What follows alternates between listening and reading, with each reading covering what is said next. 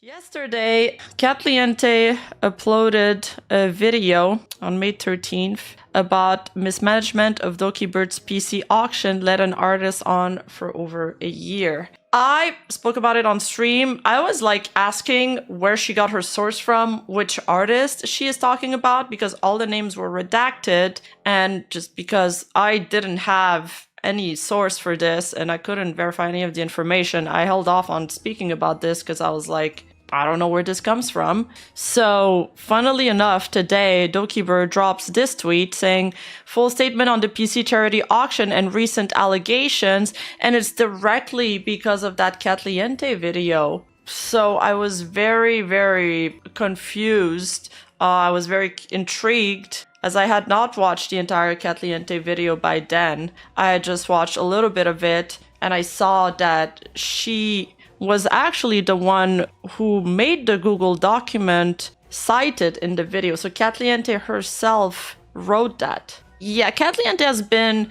involved in a few VTuber controversies before. Like, she attacked that group of like lolly VTubers. She's very much anti-lolicon. She's also clickbaited Alicia's cancer, which is weird.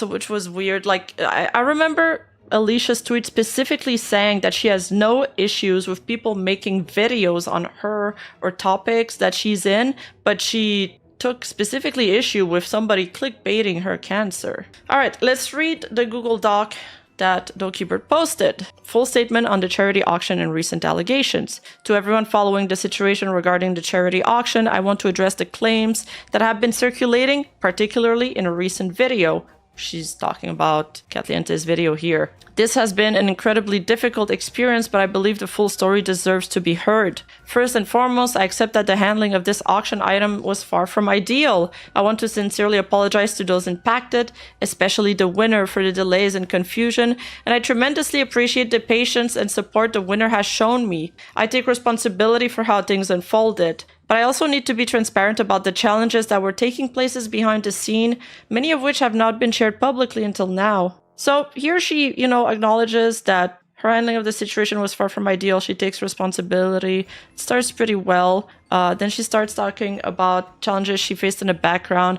I don't know if you guys remember, but Dokibird has had a few issues with management in the past. Like, for example, here, she tweeted, in the end, I am now, this was in September 3rd, 2024. In the end, I am now the new and only director of my own company. I at first thought to appoint someone else to act as director to handle the more business side of things, and I just want to focus on being creative. I like the experience and the knowledge to really run a company. I thought it was best to appoint the position to someone else. However, every staff I've hired had a horror story that was related to my ex-director. Although the workload is much more heavier, I realized the only person I can trust in myself for my brand. I've recently hired a few lawyers and a new financial advisor to help me on this new journey and teach me how to be a proper businesswoman, lol. It may have been more expensive in the long run, but I just want to make people happy and laugh with me without my dragoons worrying about anything else. I really appreciate everyone's patience as I stumble to try to find my footing. And in May, previously of that year, she was looking for Dokibird management team to hire new people to help out. Her main manager, Mr. Man, will be taking a step back and focus on external, so they'll be looking for someone that handled the internal structure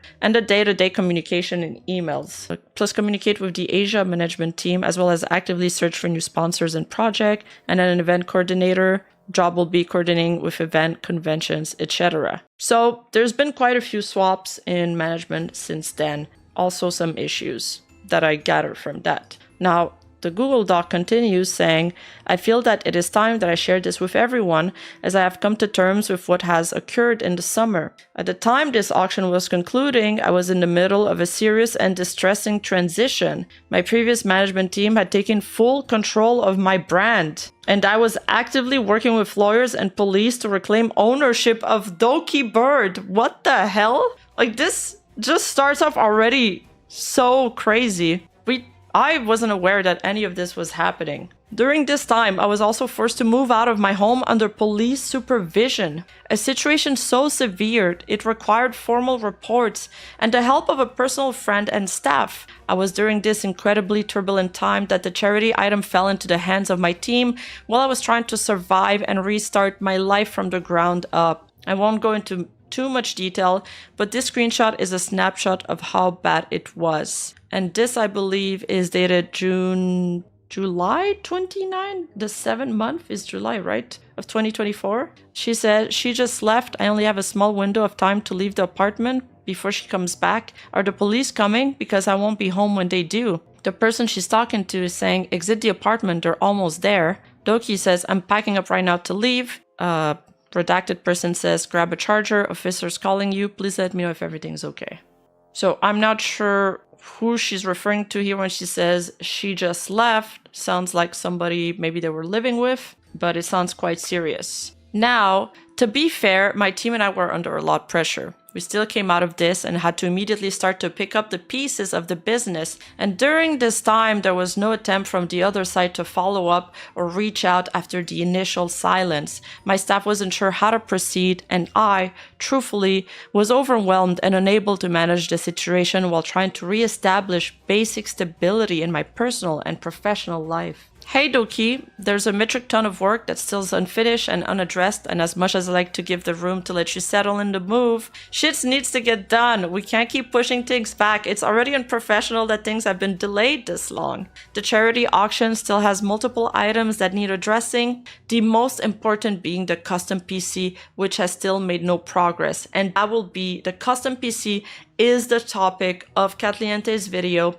and this entire situation. This person continues saying, I've received another inquiry as to where the plan for it is. Bottom line is there needs to be a new builder arranged, or at least a budget of 6.6k USD allocated to either build the thing or reimburse the bidder in full. Eventually, I stepped back in personally to handle the PC build when it became clear it was dragging on too long. I contacted the builder myself and was informed of a prior medical emergency. Still no follow-up ever came from them afterward, despite months passing, and I had to initiate contact again. As for the auction process itself, the starting bid was always intended to reflect the cost of the item. This was standard across all auction pieces, and many artists we work with can confirm this. I was confused when the PC build kept increasing in quoted price from 6k to 8k to 12k, then 14k, with no consistent rationale. I even offered to pay more than the original bid due to delays, but the shifting figures and eventually threat of daily penalties for missing an arbitrary deadline left me overwhelmed and unsure if I could continue the partnership. The builder provided irrational hours in the time log, asking for obscene amounts and services we never agreed on.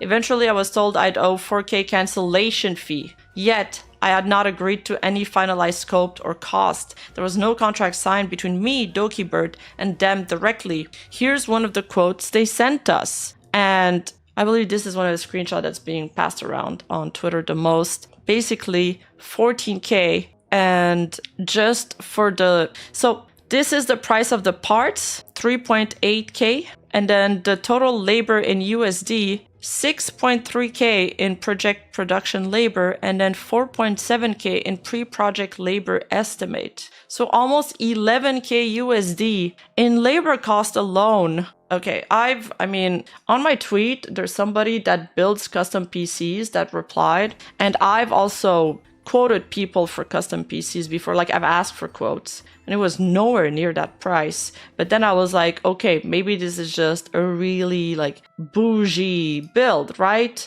But then I also have somebody in the comments here, okay, I found it, saying that they've also worked on highly modded PCs, and they're saying it's nowhere. I've worked on teamed highly modded PCs that were actually worth 10 and 15k and had hundreds of hours of work behind them. Professional opinion, that builder is full of shit.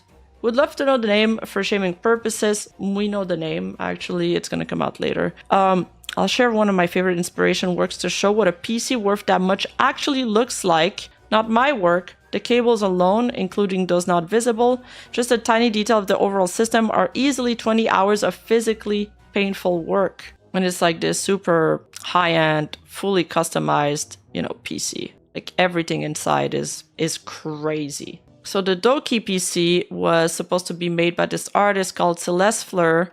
She does a lot of TikToks featuring like kawaii PC builds, and that was the auction PC build. I think it's probably a lot of vinyl, a lot of, printed pieces, but I think what was discussed was a hide PC case for the outside of it, and I feel like there's not that many, modded pieces inside. Yeah, so it's a hide custom case and then a standard PC build inside. Anyway, back to this. This is the quotes in USD here on the right, and on the left, it's in British pound. So the rates in euro is, for the labor, it's around like almost 9,000 euros. Now, let's continue. The timesheet they claim to have accumulated already for 120 hours, which my staff and I found untruthful, especially when I was not shown any proof of labor. We requested if there was a way to provide us proof, which was then also ignored. Through this, I asked for one thing multiple times, a time-lapse video of the PC build that was drafted, which the builder themselves had originally said existed. They told us it existed, and I asked if I could see it, but I was then ignored. I even stated in writing that I would pay the full amount, no questions asked. Despite multiple requests by me, my staff via email, it was never delivered. At this point, the builder's behavior was showing bad faith to me, the buyer. So Doki here inserts a screenshot where she says, "We have requested these items multiple times in various emails and DMs, and you have stated that you would provide them, but we still have yet to receive the items. We said that we are willing to provide compensation if these items were provided, so we do not understand why this has been ignored multiple times." Now, from an email from Dokibird's team, we see here them stating, "Hi, we have never agreed or communicated on any pricing of anything for you to make a quote for us, and that this would be a chargeable service. No other company does this, and you did not make it clear to us you are charging us for this as a service in any way, shape, or form when we reach out to you in 2025. So my assumption here is that the artist tried to charge them for the quote. Correct me if I'm wrong. You did not inform us that every time we interact, it would be charged. Wait, so they're charging for communications too. Wow, okay. You claim to have worked in the past before 2025 with Doki Bird Production Inc. on things regarding a mock-up created about a year ago, and that you wish to get paid for those services provided, and that item isn't on your timesheet and wasn't charged, question mark. This raised even more question on our end because you stated that mock-ups was the work that was being charged for until you added the other items later on, with no tangible proof wrapped up as services that weren't communicated that this would cost money or further discussed, signed, or approved on. You have also disappeared for 6 months without notifying us in the beginning until 2 different management gave up talks with you. We also still have yet to receive the timeless video, which we requested multiple times, and you have stated that you would provide it to us. If you do not have the time-lapse video, then please tell us the truth that you do not have the video." Then came 2 incredibly personal accusations that crossed the line for me. That I was pocketing charity money and that I did this for a tax write-off. These were not only false, but deeply hurtful. All money from the bids went directly to the charity through Tiltify, sorry.